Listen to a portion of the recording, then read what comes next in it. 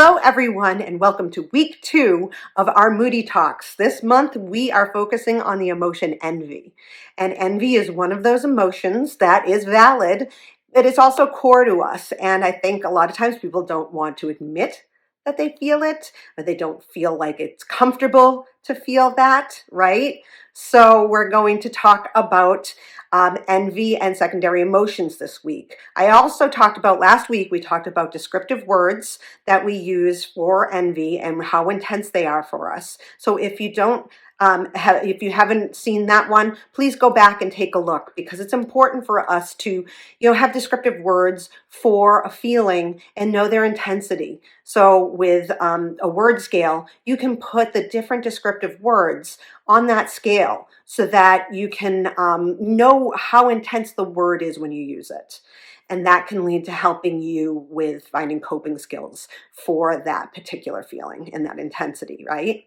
I also talked about last week the difference between envy and jealousy. I think a lot of people, use those words the same way, but they're actually different emotions, okay? So jealousy is when you feel threatened, when you feel as though something or someone is going to be taken away from you, or you're missing out on something that you had or you should have, and that is a threat to you. So jealousy is kind of a more intense emotion. Envy, I feel like envy's kind of like in the middle there, because envy can lead to some toxic feelings, but it also can lead you to, get going and motivate you. So I feel like envy can be used in different ways. So primary and secondary emotions. Primary emotions are something you actually feel right in that moment. Secondary emotions are something that you can lead to, whether it be you're feeling that primary emotion for a while and it's turning into a secondary emotion, or you have that feeling and you immediately jump to a secondary emotion. And that's a way that our brains can use to protect us. So like for me, if I start to feel fear, I immediately go to anger, because then in anger, I feel like I'm in control. And with fear, I don't feel like I have any control over the situation. So those are primary and secondary emotions. This week, so with envy, we can feel a lot of different secondary emotions that can lead to going toxic, honestly. So I wrote up a couple of the secondary emotions that can go with envy. Okay, so number 1, anger. And I think this is something that a lot of people feel. They jump to this emotion after feeling envy for a while because they're angry. Maybe they're working really, really hard on something and someone else has it so much easier than you can. And you feel envious of that person. You feel like, I want that. And why does it make it so easy for them to do, but I have to work so, so hard and I haven't even got there yet, right? So moving to anger is very common, right? You feel like you deserve it. So why can't you have it? So that is one secondary emotion that can come from envy. And again, anger can turn toxic, right? Next one, sadness. So feeling alone or left behind by the person or others. So when you feel sad after envy, it feels like you're being left behind, or the people that, who know this person and see how well they're doing and they're talking about it and they're like so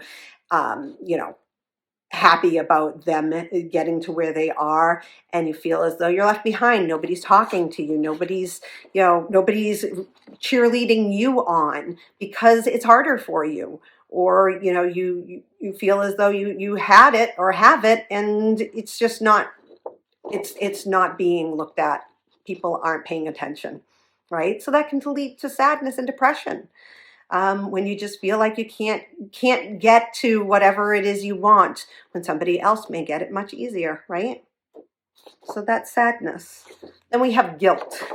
Guilt is thinking or doing something against their own values. Okay. This can also be like talking about people, doing things to sabotage people, right? And that goes against your core values as a person.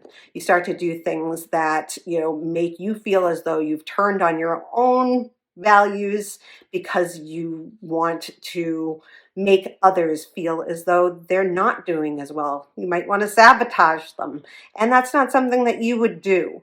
So you feel guilty about that, feeling that envy and the guilt that you want what they have, or you want to make them feel like they really don't have what they have, or that it doesn't matter at all. Okay, so that guilt is when you go against your own values. You can also feel shame thinking or doing something against social values in that group. Let's say you are at work and someone is doing a better job than you are at something, and you start talking to your workmates and say, yeah, you know what, they're not doing that great. I don't think that they're better than me or anything like that.